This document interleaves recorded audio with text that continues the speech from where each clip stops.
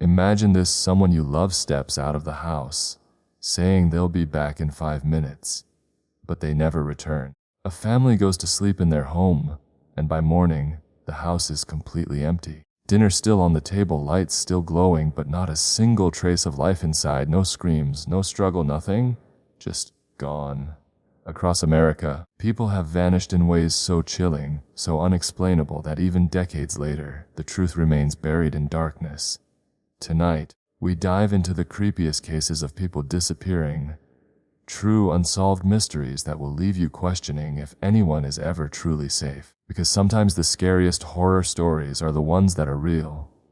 It was November 1872 when an entire ship, the Mary Celeste, was found adrift in the Atlantic. The vessel was in near perfect condition, sails intact, cargo untouched, crew's belongings neatly arranged. But every single person on board had vanished. When rescuers boarded, they were struck by the silence. Half-eaten meals still sat on the table.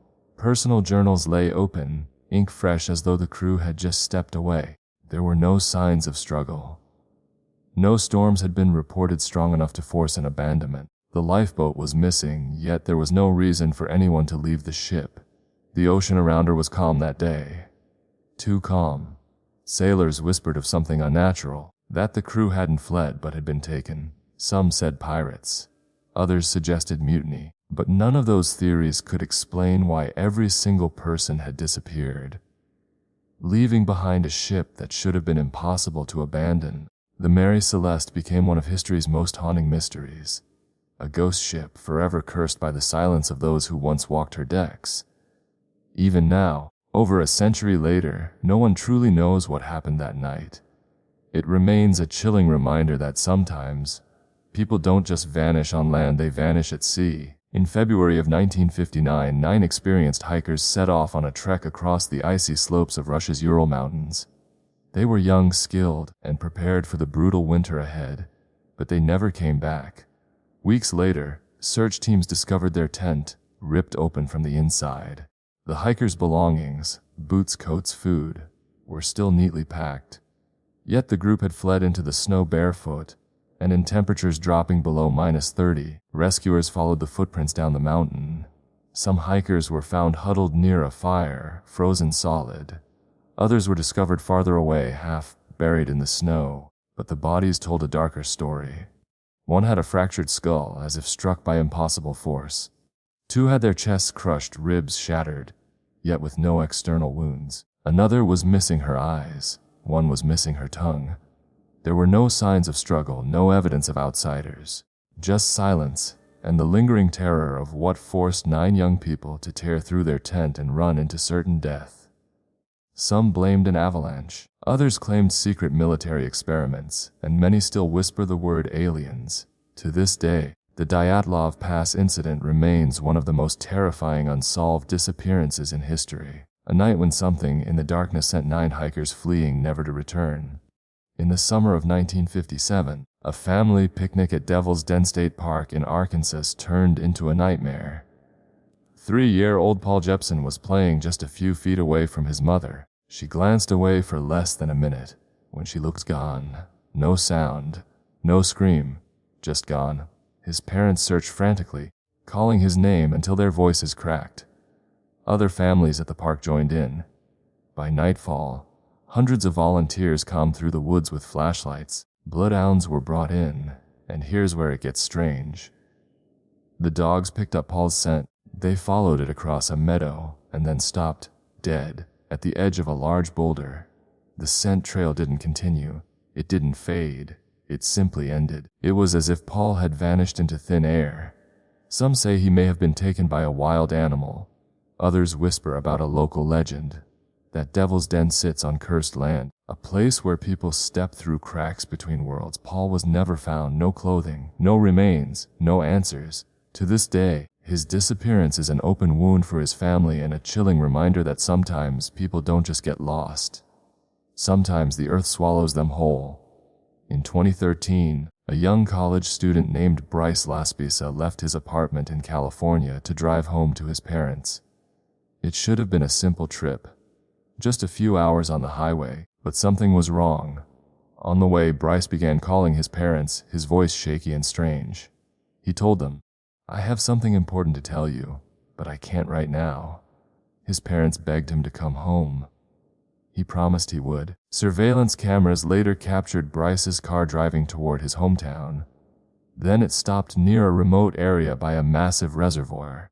His car was found the next morning flipped on its side, smashed into the bottom of a ravine. The driver's seat was empty. His wallet, phone, and laptop were still inside. No blood, no body, nothing. Search teams scoured the water. Helicopters circled for days. Divers plunged into the reservoir, but Bryce Laspisa had vanished. Some believe he staged his disappearance, desperate to escape a secret life. Others think he wandered off disoriented and succumbed to the wilderness. But then there are the darker theories that something unnatural lured him away from that crash site, into the night, never to return. And the most chilling part, his parents' phone bill showed one final outgoing call from Bryce's phone hours after the crash. No one knows who he called.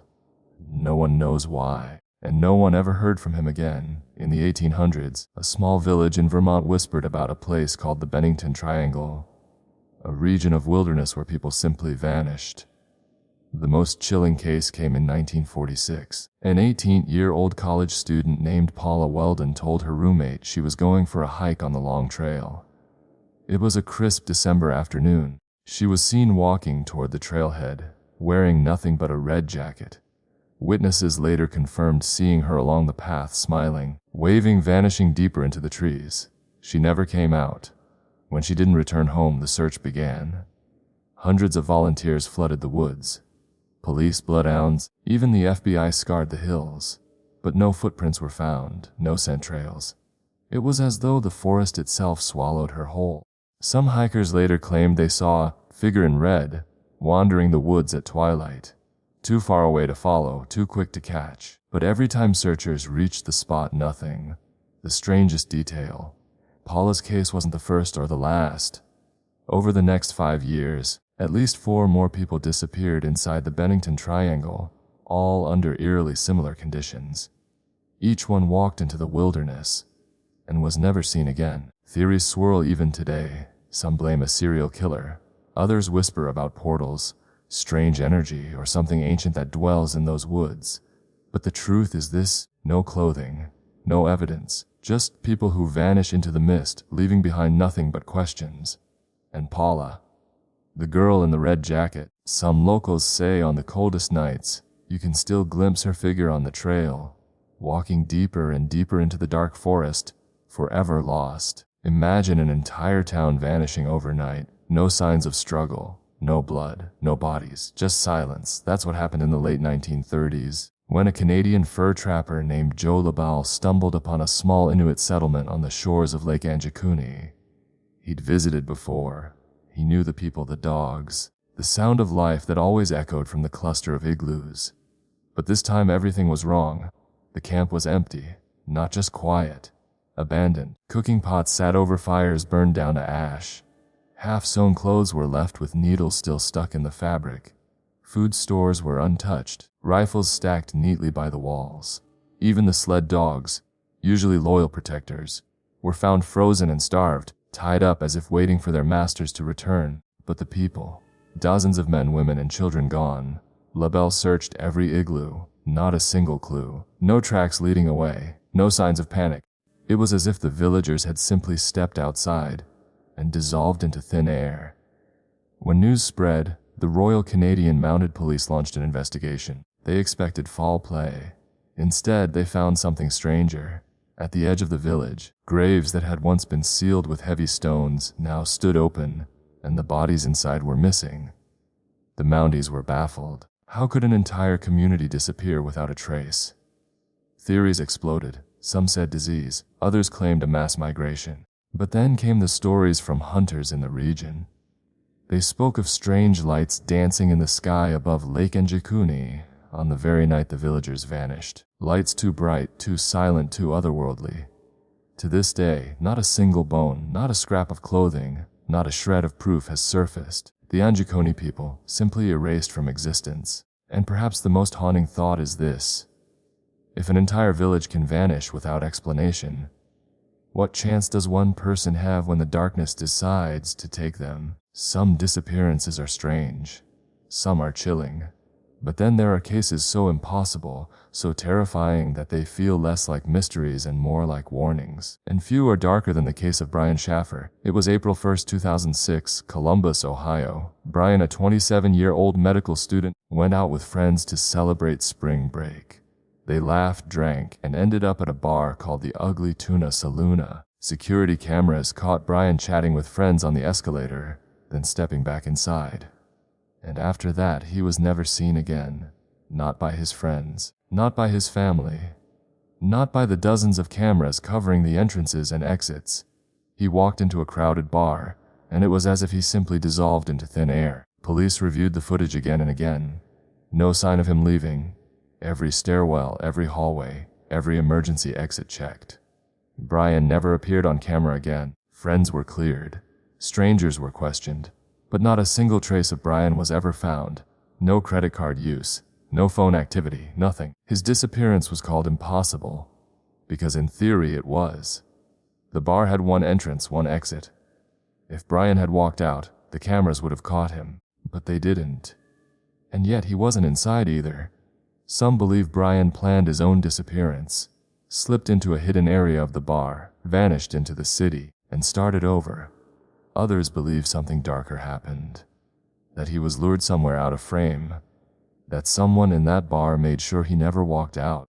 But the most chilling theory, that Brian never left the bar because something not human took him. After all, how does a healthy young man vanish in front of dozens of witnesses and cameras without a single trace? To this day, Brian Schaffer is still missing, and the Ugly Tuna Saloon has since closed its doors. But ask anyone in Columbus and they'll tell you, that place still holds a secret trapped in the walls, in the shadows, in the silence of a night that swallowed a man whole. And if Brian could disappear from a place so small, so public, so impossible to escape, what about the rest of us? How safe are we when the unknown decides it's our turn?